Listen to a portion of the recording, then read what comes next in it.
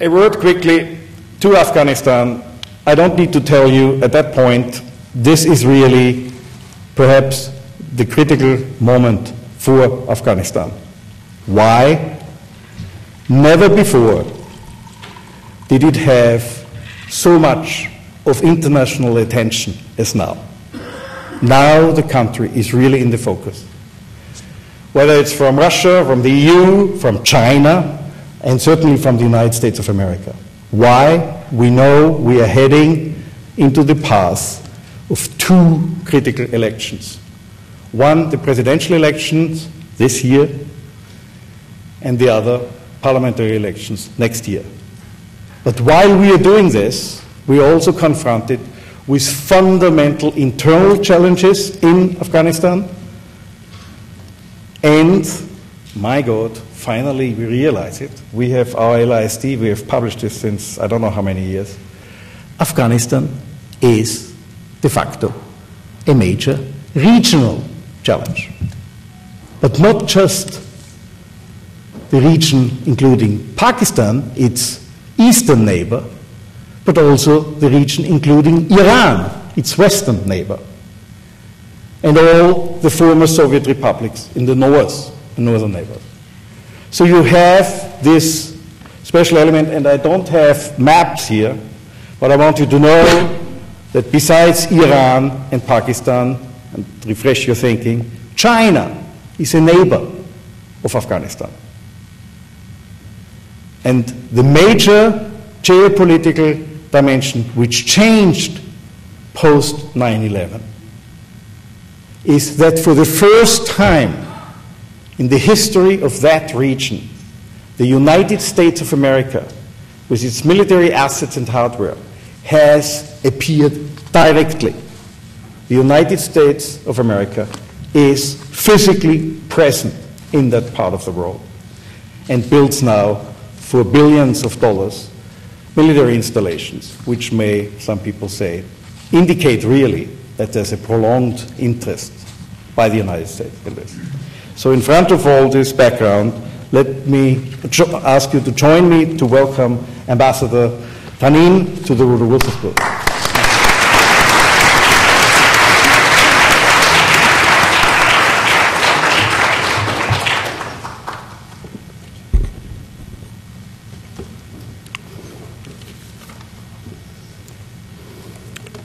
Thank you very much for the introduction and your warm introduction. Ladies and gentlemen, distinguished guests, Ambassador Vendrell, Professor Danspeckgruber, it's my honor to be here with you today and share my thoughts with you. I have to thank Professor Danspeckgruber for his dedication to Afghanistan and for his time and energy he has spent. He worked for Afghanistan, he organized conferences, and he helped through all these initiatives to make people aware of what is happening and help Afghan people in their struggle and fight for creating a stable, moderate and democratic society. He has a slogan, Afghanistan for Afghans, by Afghans, and with Afghans. So, I mean, this is what he based his dedication to Afghanistan. Let me say that I'm very, very honored also to be with my good friend, Ambassador Vendrell. Ambassador Vendrell is a well-known name in Afghanistan. He also has dedicated a long time of his life, or most important part of his life, to Afghanistan, to the stabilization process, before the fall of the Taliban, and after that. And I have to say that he is one of the architects of this new process in Afghanistan. it is an honor to be here with you, Ambassador Vendrell. I was asked to speak on the new strategy of the United States, what is new and will it work. What I'm trying to do is to share with you some thoughts, and then of course we can, and most important part of this deliberation today, and the interactive part, answer to the questions and engage with all of you. President Obama once wrote of himself, "I serve as a blank screen on which people of vastly different political stripes project their own views." The new U.S. strategy for Afghanistan and Pakistan is something of a blank screen as well. It contains components for success and addresses the concerns of a wide variety of interests. However, it's open to interpretation, and the administration's level of commitment and resolve has yet to be tested.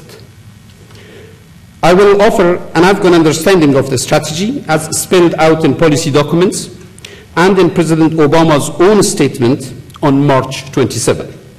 I will also highlight some of the concerns that exist and where its priorities should lie. Finally, I will outline a few areas where America cannot afford to minimize objectives. How can we describe this new strategy? While individual components of the American strategy are not entirely new, the strategy does combine them in a coherent, focused, and fresh way. It puts increased attention on attainable short and mid-term objectives, on a regional approach, and on recognition of the centrality of the threat in Pakistan. Perhaps most importantly, it provides a clean break with the Bush years by giving President Obama ownership of the Afghan strategy, and marks a fresh beginning with a reinvigorated commitment reflected in the troops' increase and civilian surge. The new American strategy was created to address the confluence of two factors. First, the increasingly precarious situation in Afghanistan and Pakistan. And second, the need to deal with possible domestic and international fatigue towards the continuing engagement, break with Bush policies, and put new attention on a forgotten war. Despite a generally welcoming reaction from Afghanistan, there is some ongoing concern among Afghans that the American plan aims to limit objectives, distance itself from important state-building goals, and create space for an early exit strategy. The strategy is driven by a sense of urgency, since the new U.S. administration faces fatigue in some quarters, both at home and abroad, and there are defeatists worldwide who seek to paint the fight in Afghanistan as hopeless or unnecessary. However, President Obama himself laid out the central security interest that every country has in guaranteeing stable, moderate, and better functioning Afghanistan. It must be apparent to the Obama administration that any immediate efforts must be accompanied by sustained commitment. One without the other will only provide short-term disappointment, leading to long-term failure. The situation in Afghanistan and Pakistan demands an urgent but long-term response. In Afghanistan, despite major achievements in the course of the last 7 years, a sustainable situation is not yet on the horizon. The Taliban have taken advantage of international inattention to mount more frequent violent attacks on the international community and on Afghan civilians. Although there is not yet any serious danger of their returning to power, their role in disrupting stabilization efforts remains serious.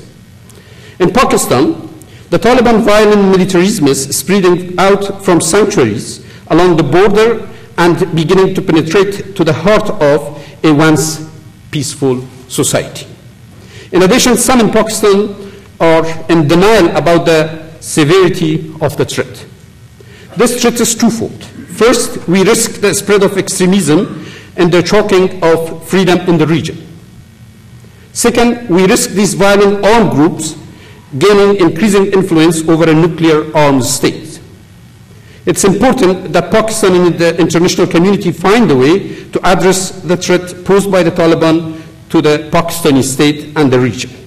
The core objective of the new strategy is one that President Obama states clearly: to disrupt, dismantle, and defeat Al-Qaeda in Pakistan and Afghanistan, and to prevent their return to either countries in the future.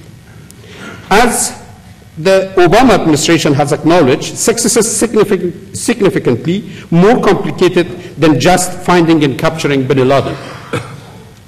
Al-Qaeda has had years to develop broad cooperative networks and a stronghold in the region, and the effect of violence and extremism are now threats in their own right.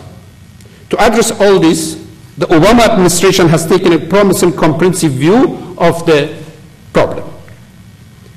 There are two integral components of the President Obama's core goal of defeating Al-Qaeda. We must secure Afghanistan and stabilize Pakistan. The new strategy is correct in recognizing that the two countries face a common threat that needs to be addressed jointly in both countries. However, the creation of an imaginary AFPAC entity for the purposes of practicality should not lead to oversimplification. Each country has its own context and its own problems. The many challenges in the region require a multifaceted and complicated response, not only by the US and the governments of Afghanistan and Pakistan, but also through a regional approach. How we can secure Afghanistan? Securing Afghanistan is a process that began in 2001, but has not yet succeeded in creating sustainable progress. Our reinvigorated efforts in Afghanistan need to be focused in three interconnected areas. First, it is vital to halt and reverse the advances of the Taliban in Afghanistan. The Taliban cannot be allowed to gain control over the country. In addition to the reign of terror they imposed on Afghans, they also encouraged our territory to be used by Al-Qaeda for the planning and execution of September 11th and other terrorist activities. Defeating the Taliban insurgency will require sustained and committed military involvement, but also political involvement through reconciliation and outreach to all Afghans and economic development and job creation. Second, strengthening the government and rule of law is essential so that the Afghans can defend themselves and progress can be sustainable. Afghanistan is ready to take responsibility for its future. We need an improved framework where the government is empowered to fight corruption, dispense justice, provide basic services, and is held accountable to its citizens. Thus, the election plan for August will prove an important turning point. At stake are the legitimacy of national institutions and the strengthening of the democratic process. And third, the Afghan people must be actively involved and invested in the stabilization process. Recent debate over civilian casualties and the growing perception among Afghans that their international allies are not truly committed to their security now risk the alienation of the population. Winning the heart and minds of people in Afghanistan would be the most important strategic asset for success. Nevertheless, as Richard Holbrooke recently said, and I quote, "If Afghanistan had the best government on earth, a drug-free culture, and no corruption, it would still be unstable if the situation in Pakistan remained as today." That is an undisputable fact. How can we stabilize Pakistan? Although international military operations are concentrated in Afghanistan, the insurgency trains and regroups in Pakistan. Stabilizing Pakistan will thus require us to, first and foremost, eliminate these terrorist sanctuaries. This can be accomplished by a more coordinated military and non-military efforts by the United States, Pakistan, and Afghanistan. This requires the wholehearted cooperation of the Pakistan military, intelligence, and civilian powers. The Obama strategy recognizes the critical threat posed to the Pakistani state and the region by militant elements. Pakistan must be helped to recognize this as well, and all Pakistani entities must be ready to fully dedicate themselves to the fight against these elements. As the new strategy indicates, in addition to these steps to be taken in Afghanistan and Pakistan, the United States will have to actively encourage the involvement of all stakeholders towards a coordinated international response. The security of Afghanistan and the stability of Pakistan depends on the two countries cooperating with each other and with the region to face a common threat. This cooperation will be impossible without the direct and proactive role of the United States, NATO, and all countries fighting terrorism in the region. In addition, the security of the wider region, including India, Iran, Central Asian states, China, Russia, and other countries, is also tightly interwoven with the defeat of Al-Qaeda, the establishment of a secure Afghanistan and stable Pakistan, and the creation of a new basis for cooperation towards a collective security system. A regional approach, such as that spelled out in the new United States strategy, must change the negative and disruptive patterns of the region into positive and cooperative ones. It will then be possible for the United States to facilitate a longer-term exchange between Afghan neighbors to identify shared economic interest, to engage a new diplomatic push, and to implement confidence-building measures to address legitimate security concerns in the region. Can the strategy succeed?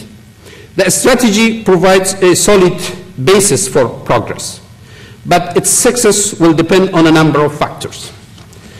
As a start, the United States and its allies must be willing to commit the resources, attention, and time necessary to achieve sustainable progress.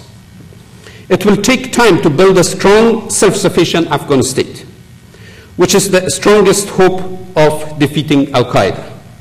Many of the necessary measures in the coming years, such as the expansion of the Afghan National Army and Police, will be financially untenable without the assistance of the international community. In addition, the strategy must use the suggested benchmarks to measure progress both in the short and longer term, and be flexible enough to adapt when targets are not reached. Thirdly, it is important that President Obama truly engage the governments and publics of NATO nations in our region in order to coordinate the efforts in Afghanistan and Pakistan. Most importantly, the United States must truly address and combat negative perceptions by demonstrating a sustained commitment to success in Afghanistan. Public opinion in the United States, in Europe, and in Afghanistan and the wider region will be key to this strategy's success or failure. The Obama White Paper alludes to the diplomatic push that will be necessary to create national, international, and regional cooperation and to collectively address the security and development challenges in the region. This diplomatic push is a crucial part of the strategy. We must all have a good understanding of the key role played by the public perception in the success or failure of our joint work. The strategy for Afghanistan success must be sustainable, and this will require the trust and support of the Afghan people. Thus, the Obama administration and the international community at large must maintain and demonstrate an ambiguous commitment to Afghanistan, even in the face of some domestic and international pressure to seek a short-sighted exit. If the Taliban are giving any indication that the resolve of the international community is weakening, they will assume they can outweigh the West as the Mujahideen outlasted the Soviet Union in the 1980s. The Afghan people must be confident in the continuing support of the international community before they will be willing to trust us with their future. The international community and the United States already have a large commitment to Afghanistan through the Bonn process, and Afghanistan and the region are becoming increasingly important on the world stage. It is the focus of the increasing global multilateralism and it is the center of the international fight against terrorism. From Russia to India, from China to the doors of Europe, we are in the center of a region where the geopolitics of the future world are in play. In a global fight against terrorism centered in our region, we will need the patience of the Cold War if we are determined to succeed. President Obama's strategy opens the door for success. Now we must see whether America and the international community will walk through it. Thank you very much.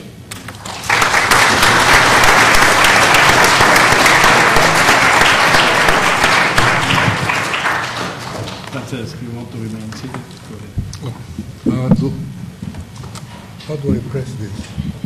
No, it's on. It's on. It's on? Yeah. Well, I was rather hoping to take issue with my friend Ambassador Tanin, because I like to contradict people, but I found it impossible to do. But I will, however, make some comments about some of the points made by Ambassador Tanin. I must say I find myself in the odd situation that I'm taking a lot of issue, and I suspect Ambassador Tanin indirectly was taking issue with some of the approaches that the Obama administration appears to wish to follow. And I say that with the kind of sadness that befits a European who was looking forward to the end of the Bush era and who admires President Obama for many of the things that he's doing at the moment. But when it comes to Afghanistan, first, I'm not very clear whether how new is this strategy. The new aspect, of course, and is Pakistan. That is the obvious linkage between the Taliban and the ability of the Taliban to count with the support of elements in Pakistan and the use of the territory. On that, there is absolutely no doubt. I'm a little curious about this term defeating Al-Qaeda. How different is it from ending the war on terror? Who is going to determine when Al-Qaeda has been defeated? Is it just the killing of or the capture of Osama bin Laden or al-Zawahiri, or is it, what is it? It's a little bit unclear and I think undefined. I also have a feeling that among some people, I mean, clearly the policy that the Obama administration has mentioned, and as you say, there are some vague aspects to it and open to various kinds of interpretation, is clearly a combination of some ideas that come from the civilian side and a lot of points that come from the military side.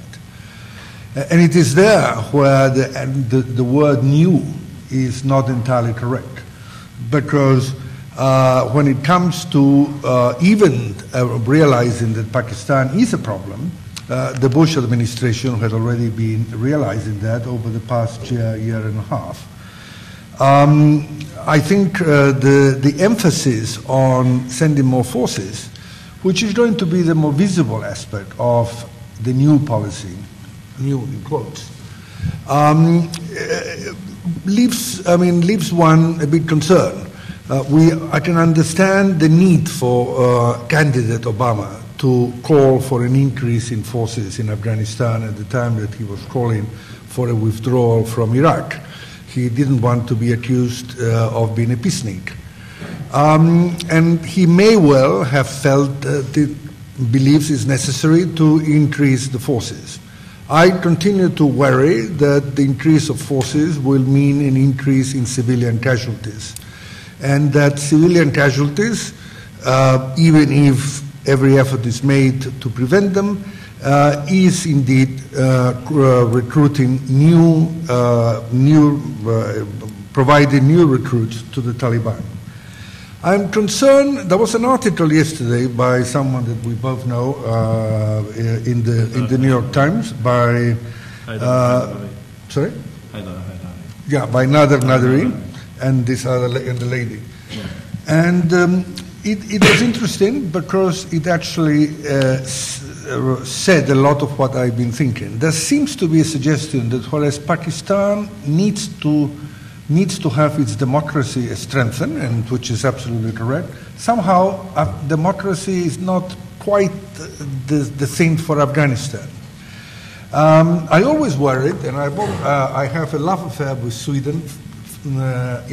Sweden. I have a love affair with Sweden because I've always admired the country.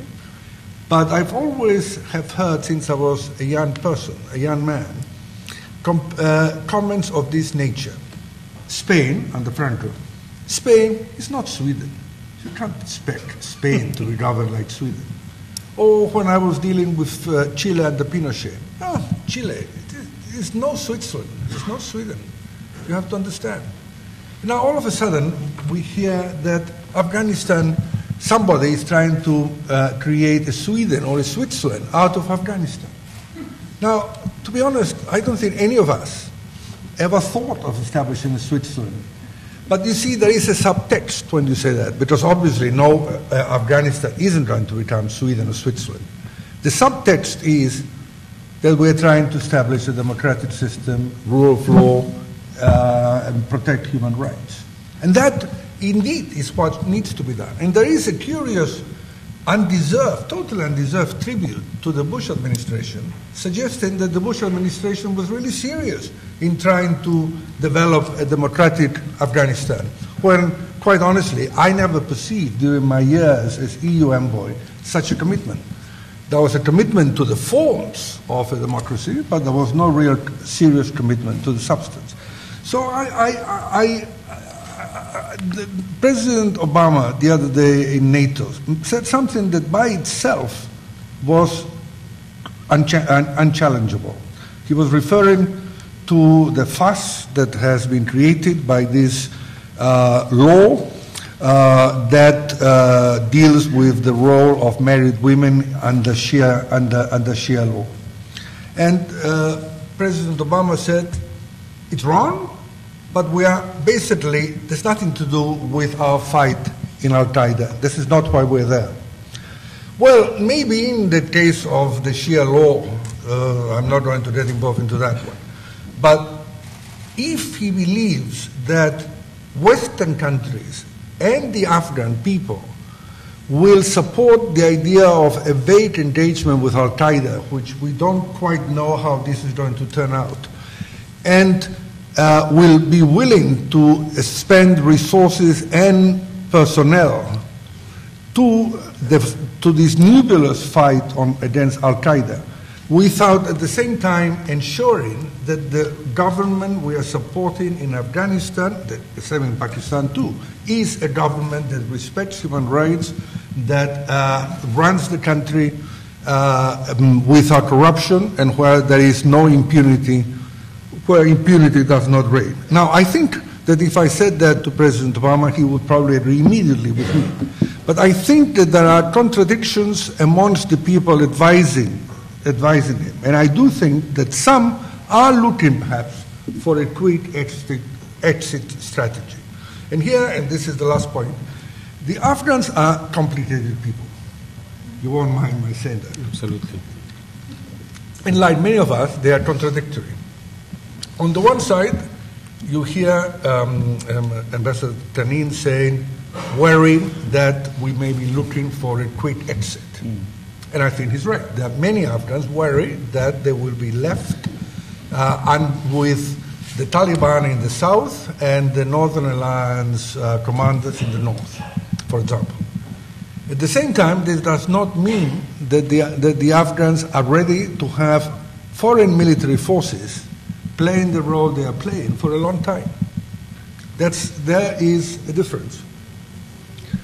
And we've got to be careful. On the one side, they need the reassurance that, yes, we are with Afghanistan for as long as it takes in terms of rebuilding the society and the country. I think it's important also that the Taliban knows that we are ready to continue there, and we are not about to leave in 2 or 3 years' time, because, of course, all they have to do then is to just wait. But I think we need, as I think Ambassador Tanin very well put it, we need further clarification. We will need to wait a few months throughout the period of the elections and through actions rather than words to see if this approach is indeed one that is leading us in the right direction. Thank you.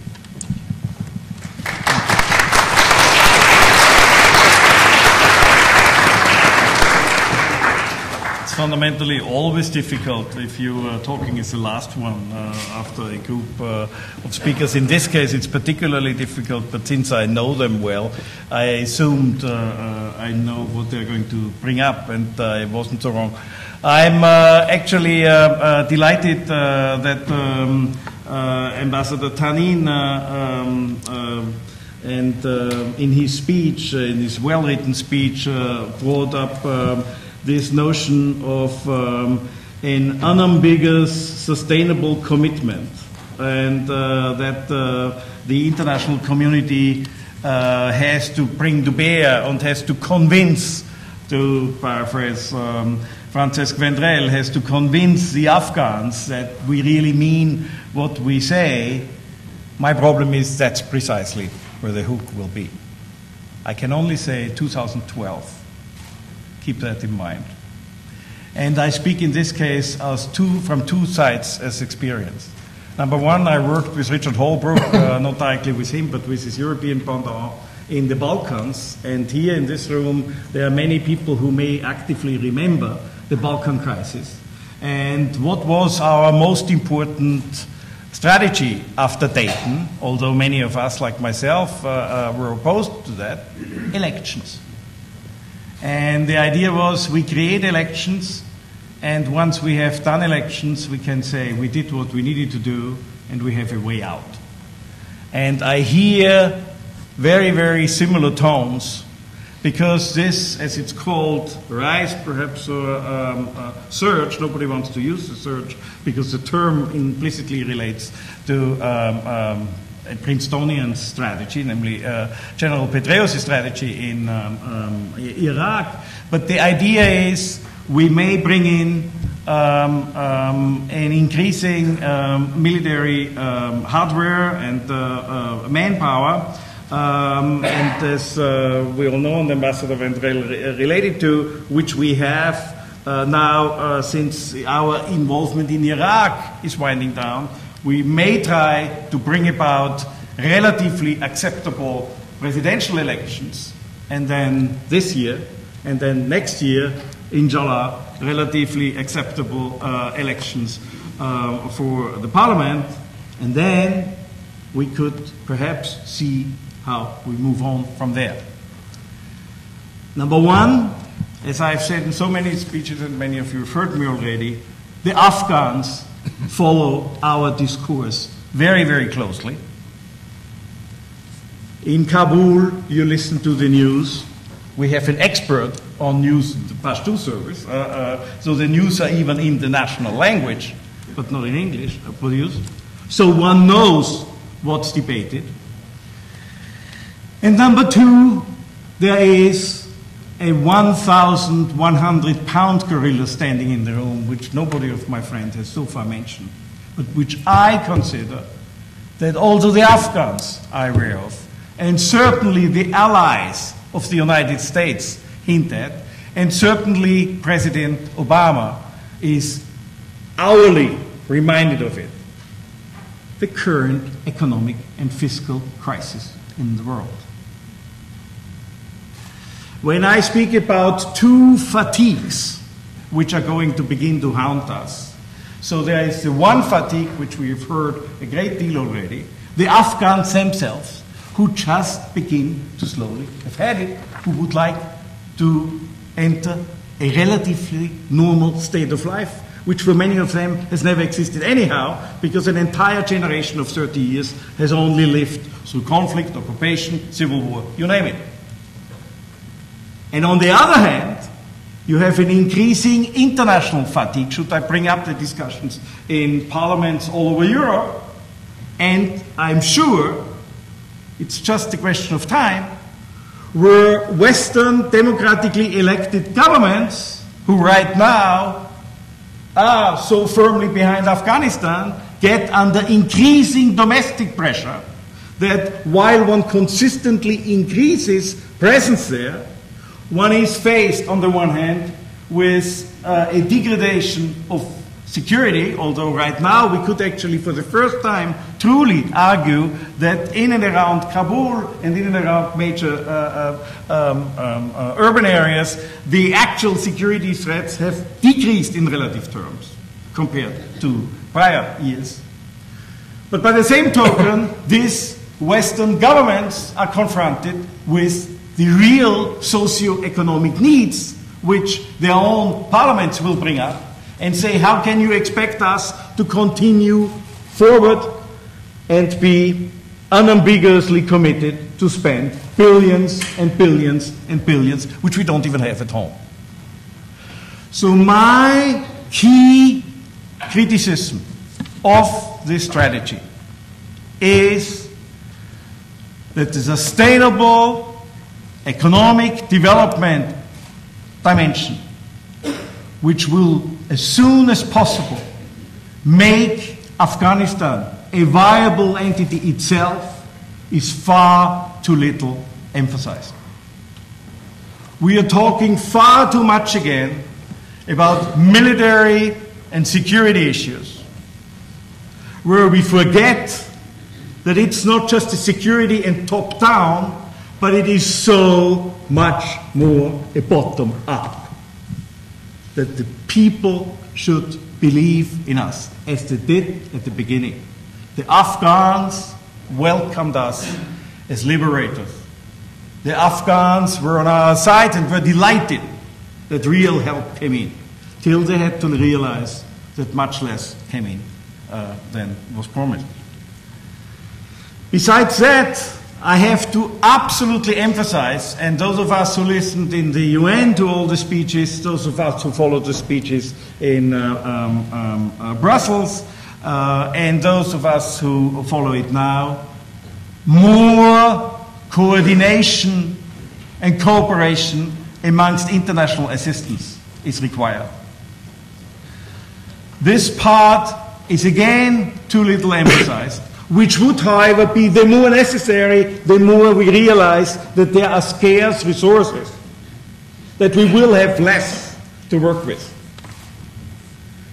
And that has, of course, a real powerful argument for the United States presence, which so far means that out of $1 spent, so far, it can be numerically proven, only 20 cents reached the Afghans.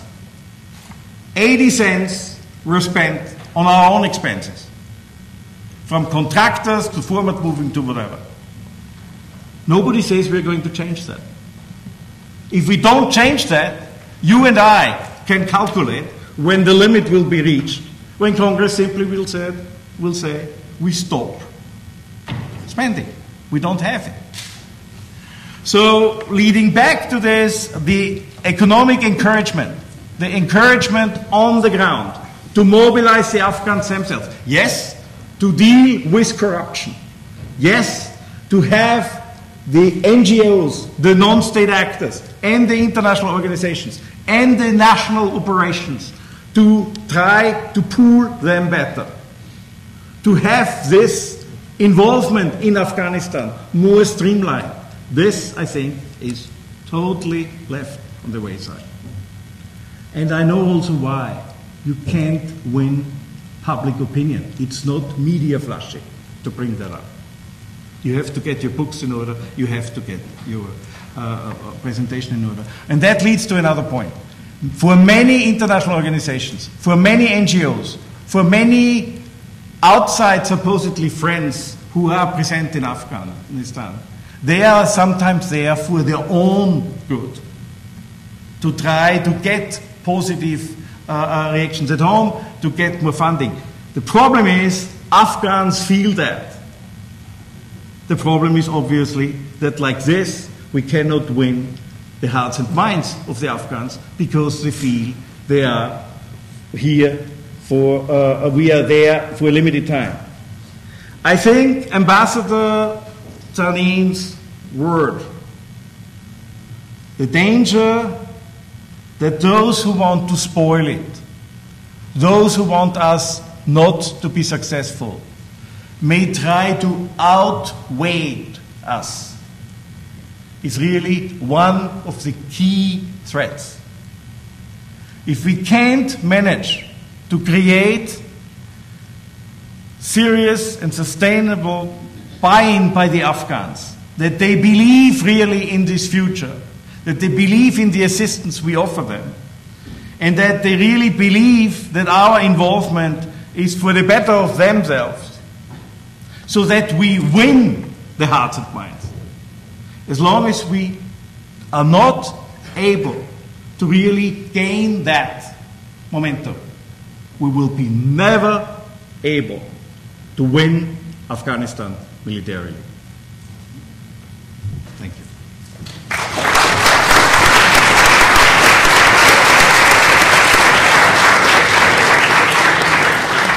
So the floor is open to questions. Yes, please.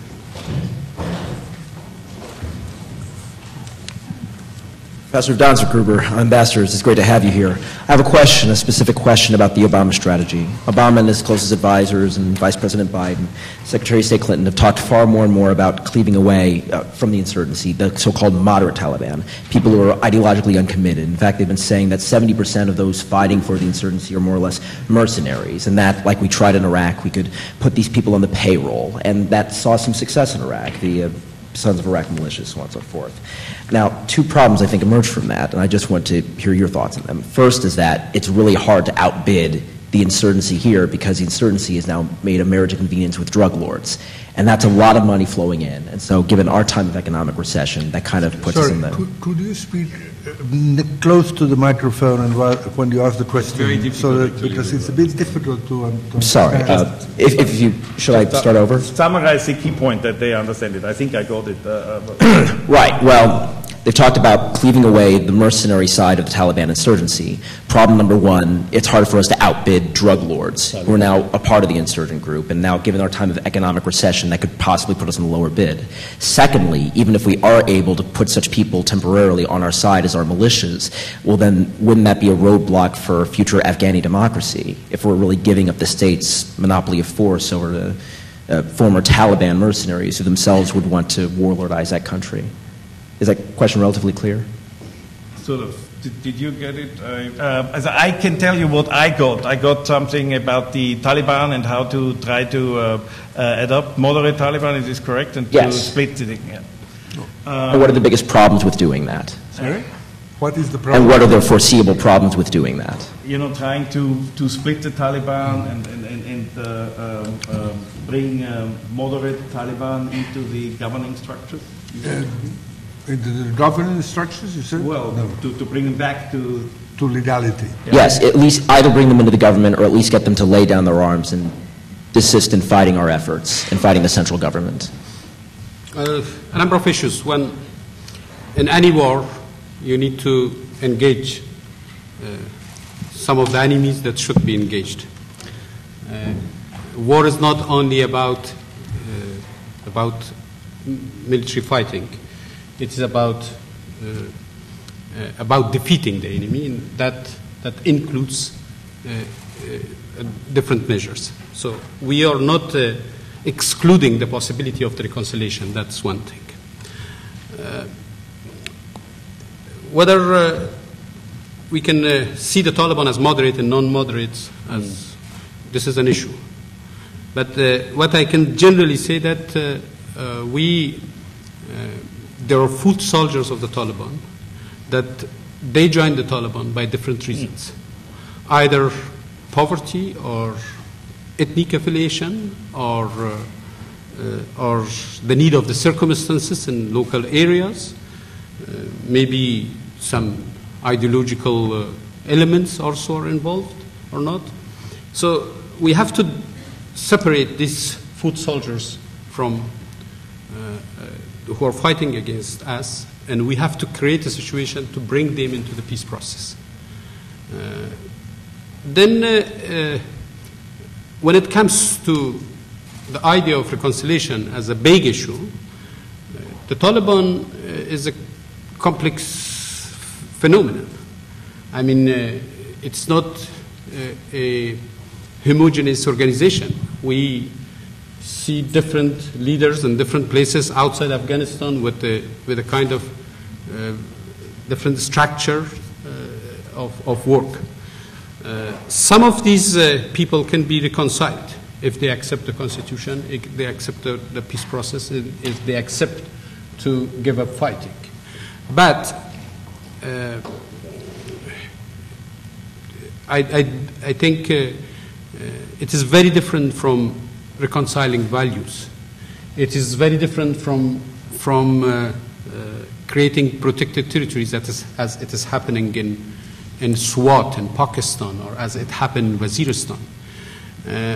One should differentiate between what is coming into the frame of reconciliation and what is the need for ending the fighting. So if there is a will to succeed, and within that, I think we can reconcile some people that are ready or should be ready to be part of the peace process. But if the reconciliation is part of an exit strategy, it is not reconciliation. And I don't think we shouldn't mix these two things. Well, I would simply say that reconciliation by whom? It should be by the Afghan government in the lead. It is not for Westerners to reconcile with the Taliban. We can help and we can cooperate, but the leadership must definitely be in the hands of the Afghan government and with a broad national consensus as to how to do it. With whom, as Ambassador Tanin mentioned, it may be possible to reconcile with Afghans who have taken up arms out of localized reasons, tribal, land, unemployment, etc. And finally, what is the price? And the price, there I will quote with approval what I think is the Obama White Paper says.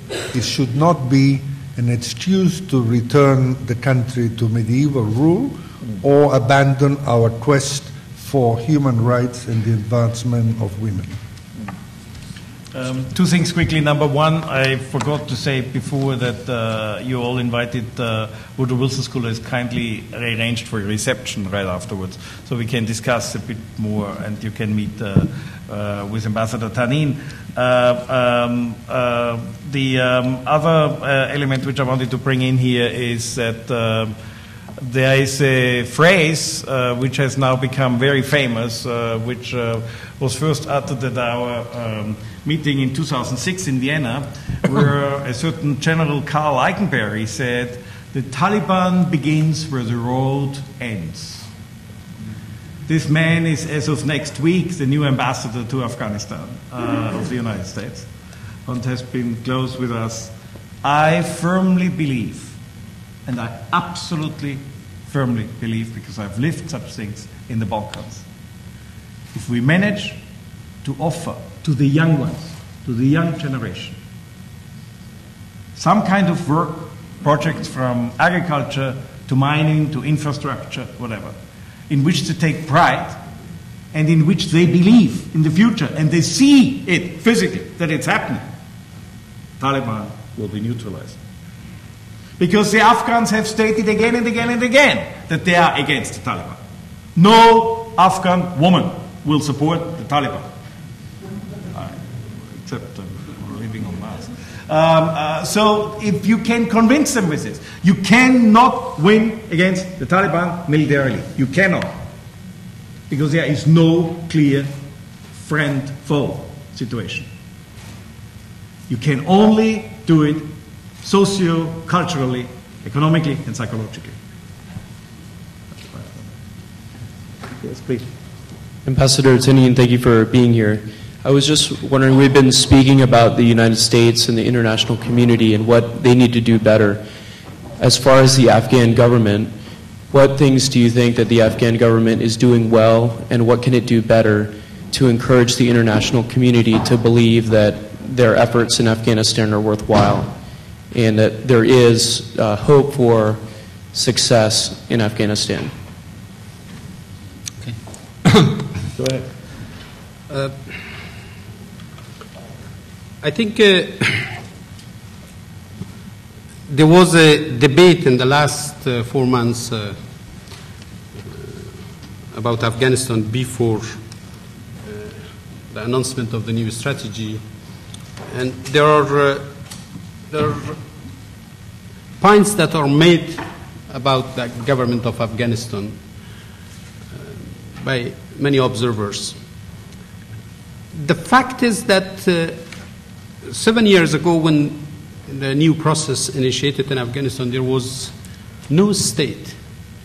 It was a broken society, a destroyed country, and a disintegrated state. These people tried with the UN, the EU, the international community, they tried to put these pieces together with Afghans. So if what we see, that if the Afghan government is still not seen as competent, as functioning, as necessary, there are some objective reasons for this. But it doesn't mean to come here and to justify the shortcomings in the name of the time. I try to be very honest with any audience anywhere, especially in the US with our friends here. We did a lot, but we could do more. For some of these, maybe the lack of capacity is a contributing factor. But at the same time, we were not well assisted to do things. I mean, there are areas where we have success stories. One is the Afghan National Army.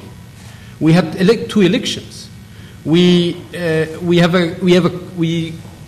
a constitution. These are the areas where we work together. But there are weak areas where we didn't receive enough support in Afghanistan, like the police reform, like corruption, like the weakness of the governance. I think we would like to see the things happen as soon as possible, as it's planned. But the reality is sometimes harsh, and it works against us. We live in a world that we would like that our plans to be fulfilled and implemented as it is predicted. But in the past, as it is said, that the Mughal Empire was not built on with any roadmap or any strategy. But despite these facts, I think we are just before an election. Now it is part of a national debate. What has been achieved? What hasn't been achieved? Why? We Afghans should take some responsibilities. I mean, we have to be, when we criticize the international community, we have to take the role that we should take. But at the same time, we should be helped.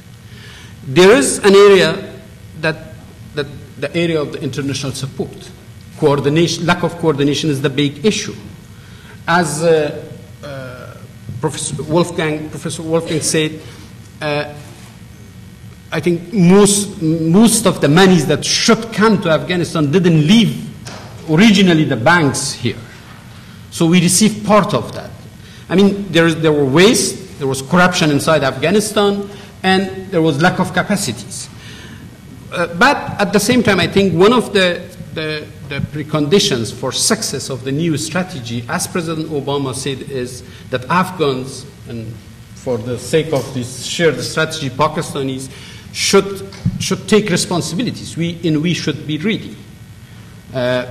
We hope that this next election give us an impetus to move in the right direction. But we need to be helped. And we should work together for a predictable time. I'm not sure that the capacity that is needed for a sustainable, self-sufficient government is still fully there. We should still invest on this. The most important thing for stability even for an exit, if not exit from Afghanistan, an exit from war, that we are not against it. The precondition for this is investing in making a strong government in Afghanistan and democratization process. So I think this is my understanding of the situation that I shared with you. Thank you. My question is about Afghanistan's relationship with India. It seems that for several decades already, Pakistan's relationship towards Afghanistan and its policy in Afghanistan has been shaped consistently by its own concerns about political stability with India. And now that it's become pretty clear with the Obama administration that the Afghanistan-Pakistan relationship is going to be key in securing Afghanistan and weakening the Taliban influence, I'm wondering what, in your opinion, should be the Afghanistan relationship with India, especially with respect to Pakistan, to Pakistani influence in Afghanistan? You can add to what I'm saying. We are consistently told that be careful with India because Pakistan is going to be provoked. It is not legitimate for Pakistan to tell us how we can work with Pakistan, how we should, with India, how we should relate ourselves with India. We are told by international community and others that you have to be very careful with the security interest of Pakistan. We don't recognize such a thing. That the legitimate concern in Pakistan is only if Afghanistan or its relation with India is going to be used against Pakistan. This is something the Pakistanis has the right to ask us to be careful. But I think it shouldn't be part of a bigger argument. This argument is around. That always, even today I read something that some people wanted to criticize Richard Holbrooke for taking a kind of harsh tone towards Pakistan and a nice tone towards India. It is a Washington-based analysis.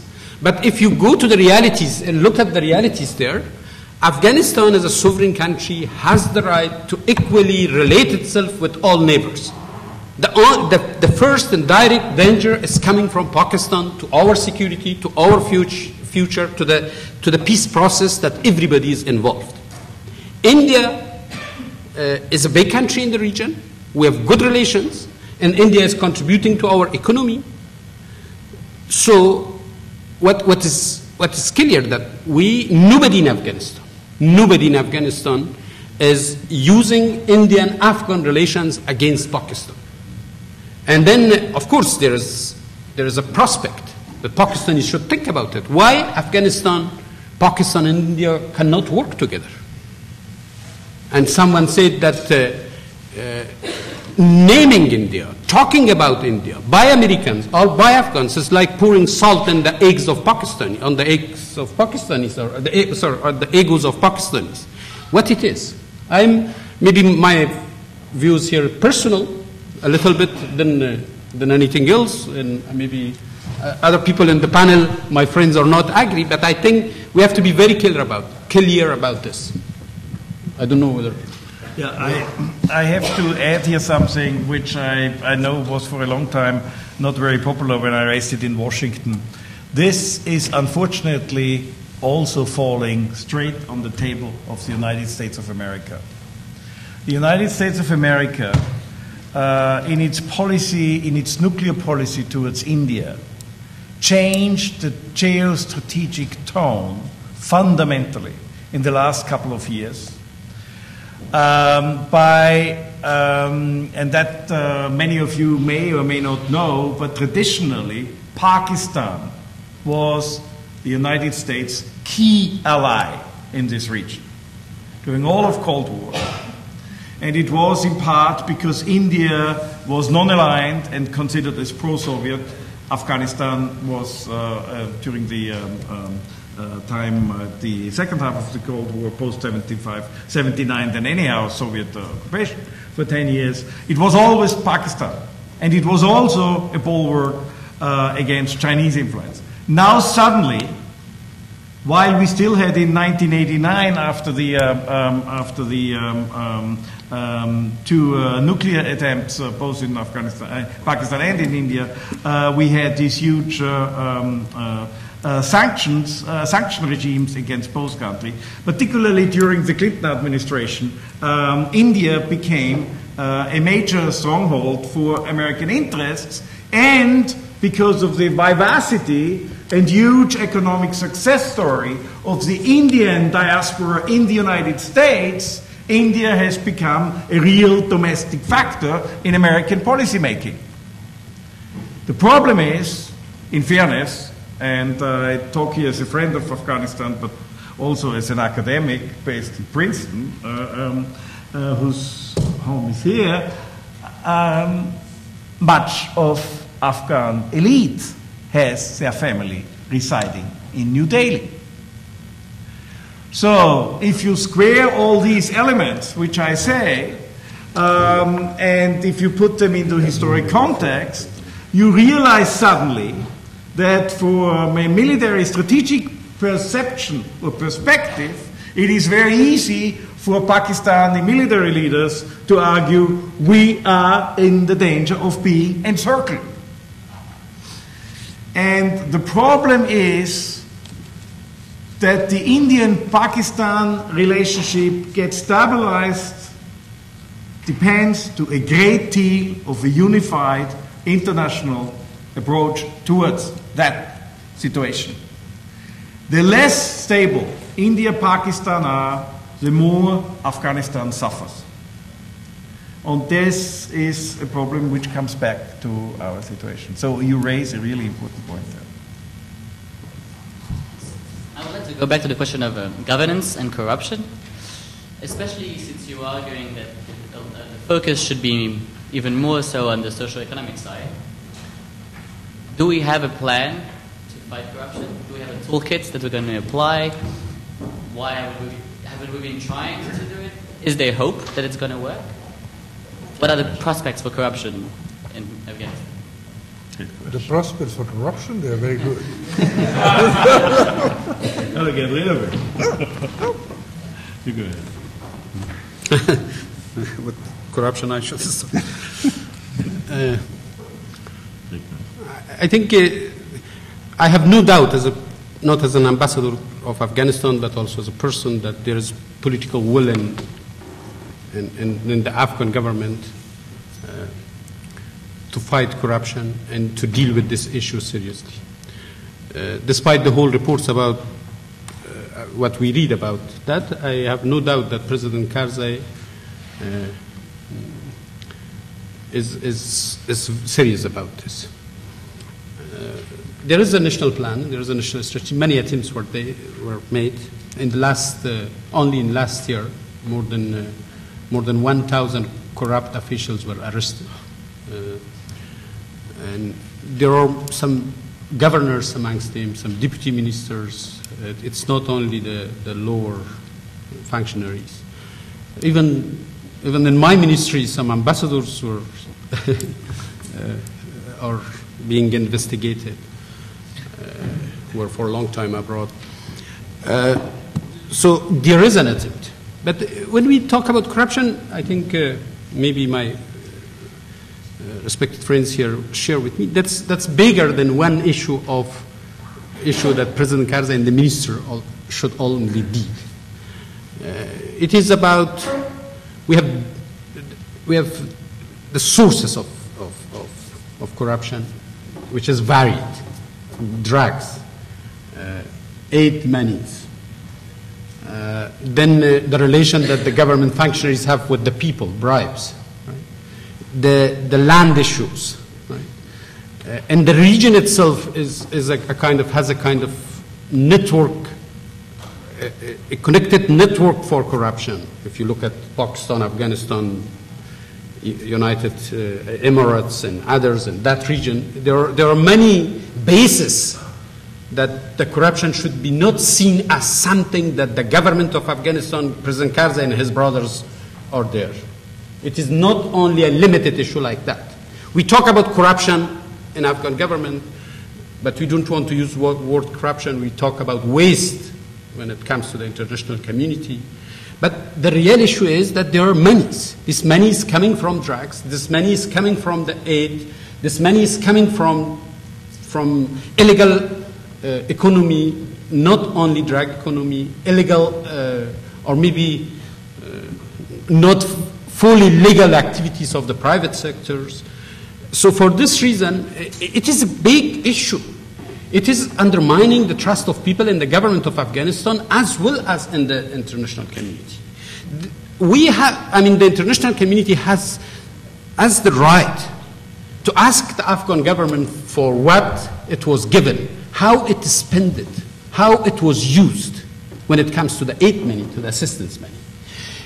And then when it comes to the drug economy, we have to, this is something that we are all of us are involved. For example, the United States government is involved in the fight against corruption. And the companies are contracted to help us in spraying, not spraying, in eradication, right? Like DynCorp and others, right? So the United Nations is involved. The other donors like the United Kingdom is involved. This is an issue that we have to deal. Of course, there is another issue, law enforcement issue. And there is an issue how many drug barons are arrested or not, how many officials are involved or arrested or dealt with. So this should be the centerpiece of the move in the next 5 years, because it's really related with the trust of people. If we lose, as I said, people, we lose everything in Afghanistan. On the one hand, this is the security that should be improved. On the other hand, that is the support of people should be gained through a clean government. What we need is not only a more functioning, competent government, but also clean government. But not only the government, a clean relations, which includes the international society. Let's work together on this.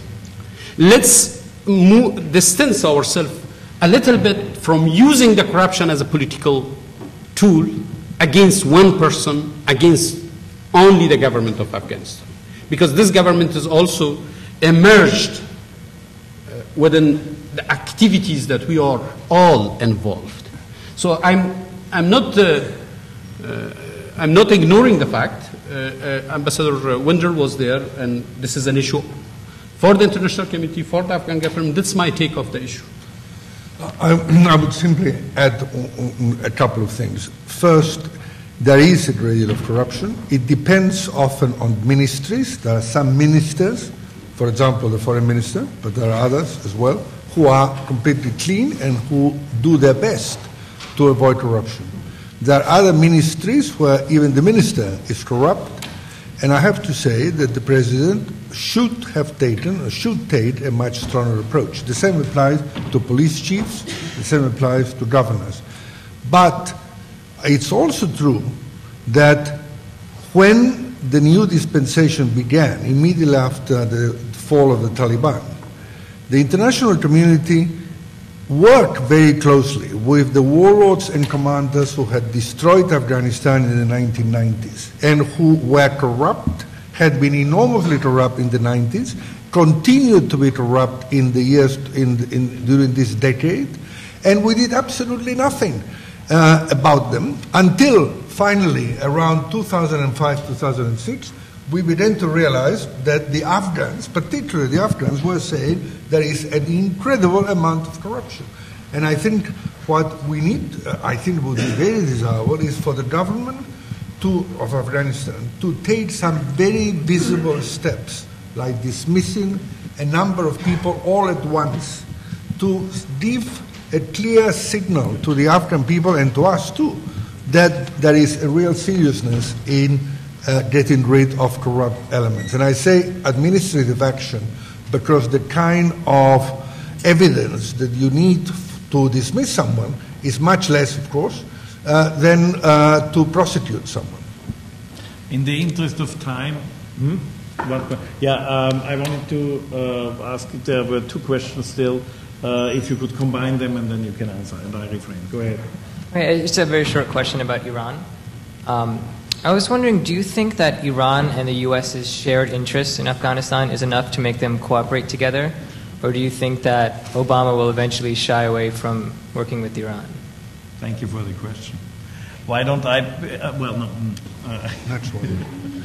Let me quote to you something that Nick Burns said recently, the former senior official in the last administration. This was at Tufts. I was there.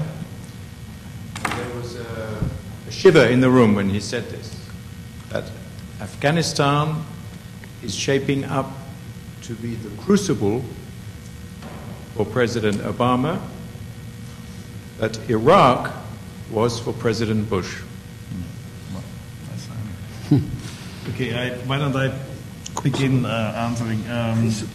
First of all, I do believe we need Iran. But this is my personal opinion. I do believe that the United States and the international community should build in cooperation with Iran in order to stabilize Afghanistan, but in order also to assist Iran. Iran is the prime sufferer of the drug problem from Afghanistan. And our institute, we have worked on many aspects on this, private diplomacy as well as in writing. The problem is that events like yesterday in Geneva will not help. Neither that ideal nor President Obama's perspective. I also have to say, and that relates to the question of India first, that there are spoilers regarding this event. There are regional states who do not want Iran getting involved and who do not want America becoming more open to the idea to have this in a collaborative perspective. But Ambassador Vendrell could go at great lengths how important Iran was to deliver Afghanistan's agreement in the Bonn meetings, Bonn conference in 2001. Regarding your question, this is my own sentiment.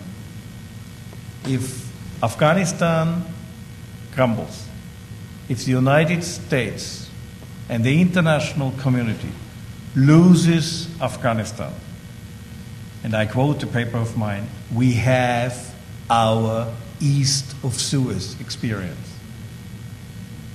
East of Suez was the experience the United Kingdom and England lived at the end of its actual empire policy. If the United States of America and NATO loses Afghanistan, the repercussions for the new world order are at that point unfathomable. If I tell you and repeat what I just said on Sunday in a lecture, China is already in Afghanistan. China has become now the key actual investor in mining and begins to work on train as infrastructure. There is a serious great game going. If we lose that, for the United States, the effects on its standing in the international system, we cannot judge it. For NATO, it will be a conditio sine qua non. It will be the key question of its credibility. So I firmly believe this question was asked rightly. Yeah. Just, I'm very happy to see Roger Hardy here. We are, for your information, we are former colleagues. He has been always one of the best BBC men in London. He worked on Islam and in Middle East. He knows the region, and happy to see you. I think while I shared with you some of the concerns in Afghanistan, personally I believe that that the whole attempt was to focus on Afghanistan. But at the same time, I use this word blank screen. So different people can see different things in this strategy. It's maybe one of the niceties of this strategy. The reason for myself to be optimistic is there is no reason to see failure, the possibility of failure soon. It's still a theoretical debate. We don't face an enemy that might be as big as Mujahideen of the 1980s. We don't see such division, regional or worldwide division, to convince ourselves that the whole world should be defeated by these thousands of the Taliban, which, despite its claim on nationalism and Islam, work like a mafia in the streets. So there is no reason to believe. But at the same time, I think it is to succeed, we need to do a lot and work together. I mean, this is what I believe. I'm not going to add anything on Iran, but yeah, there is a possibility, I think, for the United States to work with Iran differently. And we have already, since the beginning, we work with Iran closely. And despite the whole difficulties, we shouldn't ignore the potential positive role that Iran can play in the region in the next coming years. Thank you. Well, thank you very much.